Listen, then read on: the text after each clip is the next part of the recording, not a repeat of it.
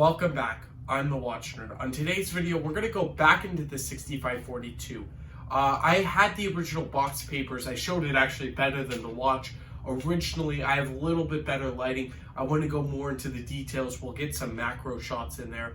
And I want to talk really what is the GMT Master, because this is the first GMT Master. And it is really, really loved in the watch community. So I want to just basically go around the 6542, do a review, and at the same time talk about what it means to me and what it means to others. Quick wristwatch check, and we'll talk about the Chanel chain giveaway. I have a 1675 on the wrist. It's a service dial. It is also serviced. The aluminium, basically everything was redone by Rolex, so that actually does affect the value, and we'll talk about that because a lot of 6542s have replaced Bakelite. Not mine. I have the original Bakelite on the bezel, which is very rare and very special, but we'll talk about replacement parts also. Before I flip you around, I do want to talk about the Chanel chain giveaway. I'm going to be giving this chain out for free anywhere in the world as soon as we reach 1,000 subscribers. I notice our subscriber count is going up, and I want to thank each and every one of you. If you're a new subscriber, thank you very much. And if this is your introduction in my channel, welcome, and I appreciate every single one of you viewers. Without further ado, let's flip it around. Now continuing and opening this beautiful 50s period box here. We have the original though GMT box, and it's very, very fragile. I didn't want to bring it out, but here it is on the leather. If you do want to see it on the bracelet, I have the review with it on the bracelet. We have a 1962 bracelet with a beautiful riveted bracelet. It's actually really, really cool. So I definitely recommend watching that other review also. But at the same time, this also, I'm going to give you some more details with it. So I put it on the leather just to get another, look about it. Because on the bracelet, it makes it look more shiny. And even though it's a 60s bracelet, 61, I believe it's dated, it says on there. But at the same time, when you put it on this leather, it really brings out the beauty in this piece really, really well. That is absolutely gorgeous. And we're going to talk about patina here for a second. So what makes one of these watches extremely valuable? Why does a collector want to buy them? Well, I'll tell you why. So this watch is probably one of the most expensive of the GMT Masters because it's the original. But at the same time, it means more than let on. So this watch brought a new rage. This was meant for a purpose, and this really what drives home Rolex. This is what their whole brand's about. This is meant for pilots. This is meant for aviation and history in aviation, and this did make history in the movies and in real life. As you could see, Pan Am pilots at the time really loved this watch. They actually, it was huge, and it was huge with pilots. And pilots back in the day, they still are now, but especially back in the day, they were considered like superheroes, because back in the 50s, a lot of people didn't fly, and it was a very high profession. It still is a very high profession, but back then, if you were a pilot, that means like it's a doctor or a lawyer nowadays. It was a huge, huge thing. I just want to take a quick second and wind the watch. I want you to hear the winding of this piece.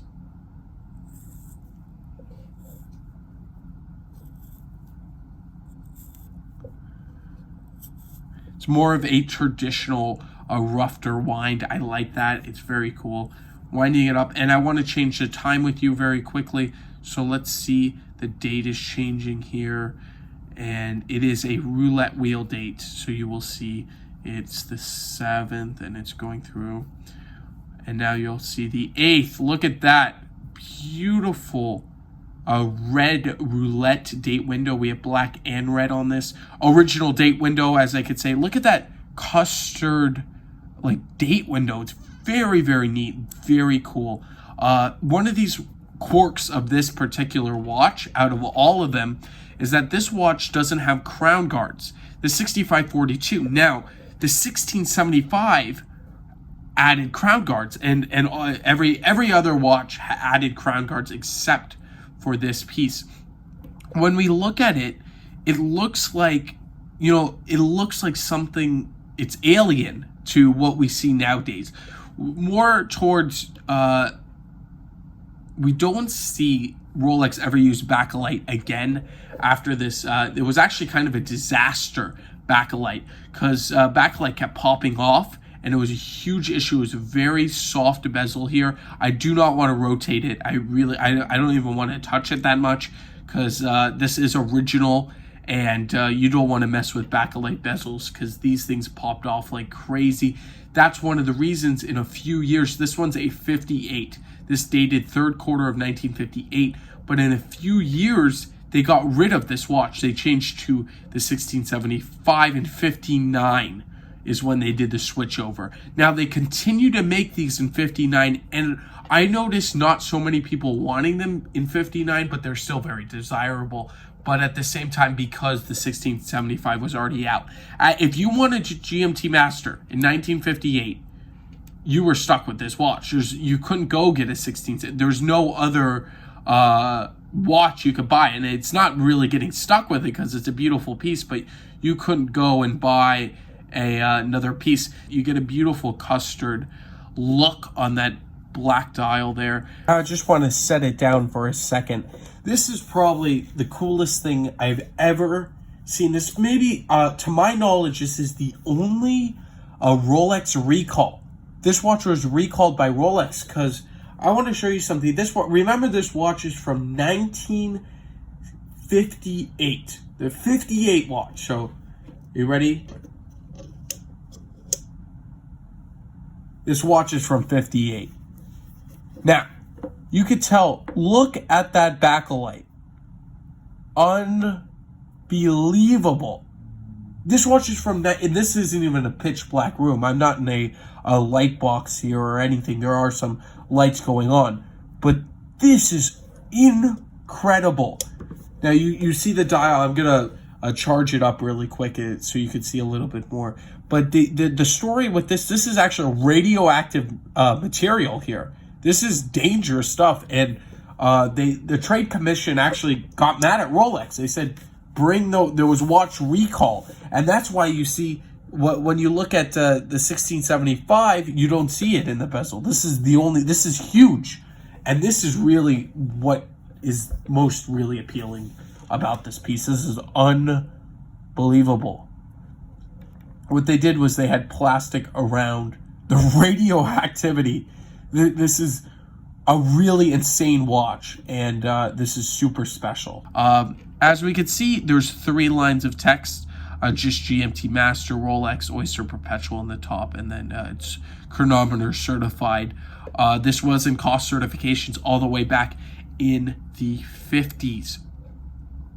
Other things to know about this watch, well, it is a 38 millimeter case. This is the only GMT Master that was in 38 millimeters. They moved up to 40 after. But there was, a little, the 1675 doesn't feel like a modern day Rolex GMT Master there. It's different, the 1675, but it doesn't feel as light and beautiful. And 38 to me would be perfect for the GMT Master. I would wear it at that time. I would love to wear this piece, but this piece, you really have to earn this piece, so you got to be some guy to go and spend a very, very expensive piece. This is in the 6 figures, if you don't know. This particular piece, if you want to know a little more information, you can email me, I'll tell you, but I don't want to advertise the price on this just because it is so unique and special, and it's more of a price on request case here. You definitely can tell this is more of a bubble back. It is automatic, but you could tell if you see it, the movement really doesn't fit in there. If you're looking at the back, it doesn't really, it goes over it, like kind of bubbles. So this kind of is a bubble back. Bubble backs are actually bigger because the movement couldn't fit, but this is sort of, I would consider that. I don't see a lot of people talking about that when they review this piece, how the actual case kind of comes out. I think it's really cool. I think it's definitely special. As we can see, there's no hacking, there's no quick set, there's one setting, and that's it. You get stuck with time. So you might not get the most accurate read because there is no hacking. You could kind of, back hack it, as people say. But are you really concerned with accuracy when you're paying six figures for a very old vintage Rolex? I'm not sure. Datejust too. If you're buying a really old Datejust and you're buying it for collectors, or you're buying an old Submariner, I don't think accuracy is top on your list. So that's why, this is not the most important thing in this watch is accuracy, but it is chronometer certified. It just doesn't hack the movement there. But the GMT hand there, it's very, very small. If we look on later models pulling out, I promise you this is the last time I'm going to pull out the 1675 here. Look how large the GMT Master is hand on this 1675 compared to the 6542. It's this large, massive compared to the other piece here. The Sean Connery Submariner is pretty cool, but this belongs in that category. This hasn't shot up like a Paul Newman, but it is very, very pricey. It is up there. GMT Master, what is your thoughts? I would love to know. I could go on forever talking about this piece. Beautiful. It's only 50 meters of water resistant, this watch, and as you could tell, it's very sturdy, even though it's an old watch. Rolex is famous for that. We also, there's everything minute track Swiss on the bottom. No Swiss made at this stage, especially at this stage, I should say. They don't have that. This is all original parts, everything you see. If you have any questions, I would love emails. And I want to know your thoughts down in the comments below. Would you rather have the GMT Master or an old Submariner? What is your absolute grail watch? What is your favorite vintage watch? I would love to hear all these things. And if you have any questions about this particular watch, you can email me at justrightwatch@gmail.com. It's all in the description. If you do want to get the Chanel chain giveaway, I will also have the 4 steps in the description. Thank you. I hope you all enjoy your day, and I'll definitely catch you in the next one. Have a fantastic day.